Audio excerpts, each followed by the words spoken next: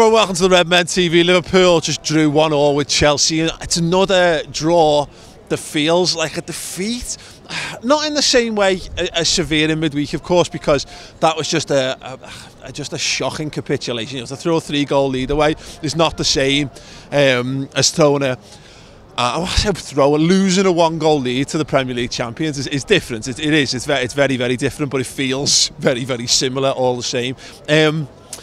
Matt, I just feel like if we grind that out, we get to 90 minutes there and we come away with 3 points. That's a massive 3 points for the season, and I think that's where the disappointment will come. You know, Spurs dropping points, you're looking at going, we really get to put a marker down. We start leapfrogging teams, and all those little disappointing results don't really matter because you're right in the thick of where you need to be. As it is, we're just on the periphery again, and that's where we've been. And the problem is, the longer that starts to go in a season, the more you start to feel like that's where Liverpool are at this season.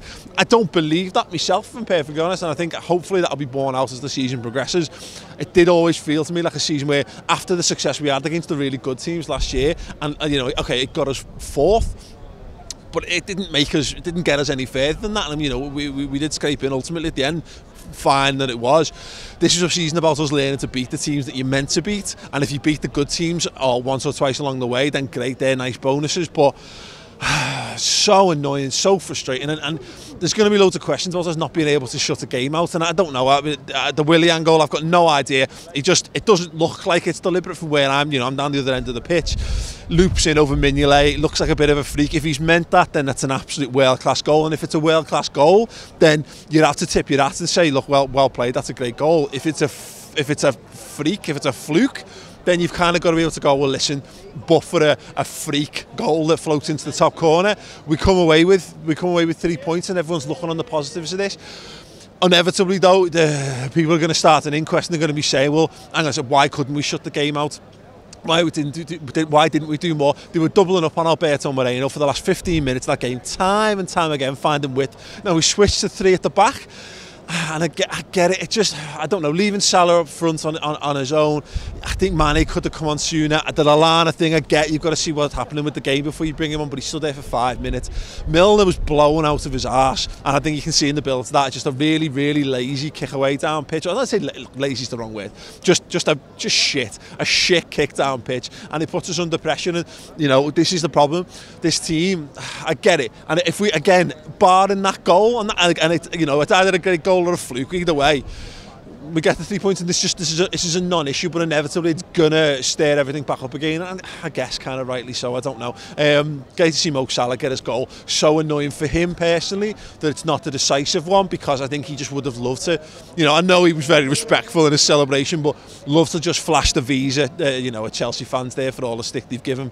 You know, he was really good today, and it's just a shame we lost the midfield. It's mad again. N'Golo Kante is better than every one of our midfielders comfortably. Jordan Henderson was horrendous today. A couple of decent passes and a couple of decent ones, and he looked better when he was trying to force things, but Kante absolutely skinned him time and time again. James Milner again looked absolutely knackered, and we wanted him for a little bit of cool head, a little bit of leadership, game intelligence in tight situations. And again, you see bits of that, but again, we lost the midfield battle. Once again, it shouldn't matter. We lost the midfield battle, and then we come within that of winning the game. I don't know. I'm disappointed more than I am angry, and more than I am annoyed, and because of, again, missed opportunities, and we're looking at where we could be. Now, what Liverpool have got to do now is, like, with the exception of the derby, that's, you know, so many of our toughest fixtures pretty much out the way now. We've got a run of games now. We've got to start in midweek. We're going to start just getting back into the swing of beating the teams that you're meant to beat. And, you know, we'll get through this Christmas period, this mental period of football, and see where we lie. And as I say, because we're still in a good shape in the league, we are there or thereabouts, within touching distance of where we need to be as a bare minimum aim for the season, then, you know, things aren't maybe as bad as they feel now. This feels to me like, by the time I come around to do the final word on Monday, I might be slightly more relaxed than I am now, because at the minute I'm just dead pissed off. Anyway, leave me your thoughts on the game in the comments below, and how in the first half we made Danny Drinkwater look like fucking Perlo. How does that happen? Solutions to that in the comments below. Subscribe, give the video a thumbs up. I think Liverpool are in good shape still, regardless. Give this video a thumbs up, and subscribe to my channel. Go for it. Do that. That's good. I've got stuff on there. It's good. It's very good. Believe me, watch it, like it. Ta-da.